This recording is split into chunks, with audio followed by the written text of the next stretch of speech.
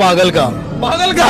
और यार या का नाम तो या का नस्तिंग भी बोल दिया, पागल भी बोल दिया, क्यों भाई? वो पागल है ना, पागल है? ओ भाईजान पागल है वो। इतनी ठंड है, बीमार नहीं हो रहा, प्लेटलेट्स भी पूरे उसके, वो पागल नहीं है। और भाग जा टाइम सिर, नहीं पागल बैठा हुआ है।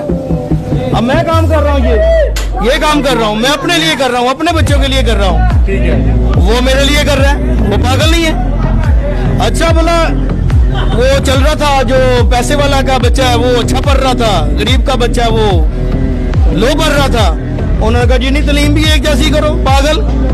चंगे भले लोग कैंसर न मारते पे सन, आप अस्पताल बनाता सू, आवाम बनाती सू, पागल बेवकूफ। और भाई मेरे की चाहिए नमल यूनिवर्सिटी, वो पागल है। ऐसे कद्दू कद्दू वर्गे बच्चे लोग बचा के फिरते पे ने, और तू एडे प्यारे बच्चे छड़ के बैठे है उस जगह ते आके कह रहे हैं जिथे पाउडर वाला दूध विकदा पे ते लिखिया आवे मिलावट साबित करने वाले को लाख रुपया इनाम, उस मुल्क जाके कह रहे हैं पागल। जा इंग्लैंड च जा, अमेरिका च जा, तेरा इतने कोई काम नहीं, तू पागल है जे इतने में ते बेवकूफ है अगर तू है तू। लेकिन ओदा नाम लेना पागल कहना बेहतर है, ओदा नाम लेना जुर्म है। टीवी जाके शिमर का नाम ले लो, यजीद का नाम ले लो, ओदा नाम ना लो, ओदा नाम लोगे तो गलत है।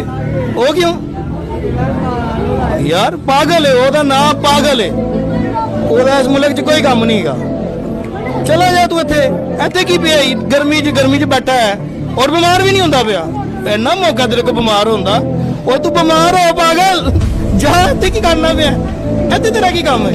मुझे एक बात बताया, आप बात करते हुए आपकी आंखों में आंसू आ गए, ये किस वजह से?